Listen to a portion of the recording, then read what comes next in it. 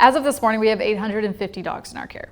That's about 200 more than our capacity. And since last year, I think we've been averaging around 800 dogs to care for in a given day. One of the hardest things that happens here at the West Shelter is that when we're over capacity, we divide up the kennels. So we have one dog on the inside portion, we have one dog on the outside.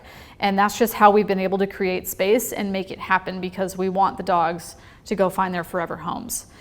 But if that's the case, then the dogs only have 50% of a kennel. And when that happens, like, you can imagine the dogs here, like, they're all energetic dogs. They want to run around and have fun.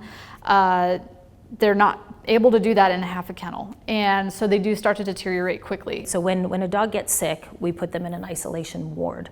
Well, when that isolation ward gets full, then you have to find a different isolation ward. And eventually, the tighter and tighter we are, the more and more dogs we have, the sicker everybody gets. So it becomes almost impossible to isolate.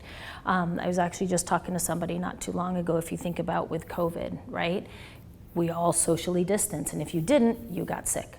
So it's the same type of idea. If we can't appropriately isolate them, then no one's going to get healthy. And then you have, the stress of being in the shelter, then that weakens their immune system, and then they get, sicker just from that as well. So any dog that is ill, that is not responding in a normal 14 days of treatment, is then put on our priority placement portal, which then allows our New Hope partners to see these dogs and pull them, which means they get them out of here and take them to different rescue groups. If they do not get pulled, that's when, after they've been given that deadline, that's when euthanasia would happen. So the majority of the dogs that go on the portal walk out the front door, which is what we want.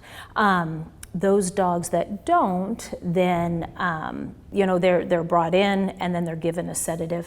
As the sedative's taking effect, they're getting all sorts of treats. I mean, like I said, it's whipped cream and peanut butter and crunchy treats and soft treats, and we have music playing, we have ambient lighting, we have cushy beds for them to lay on, and then the euthanasia solution is administered. And they're loved on as best as we can for these guys, for sure.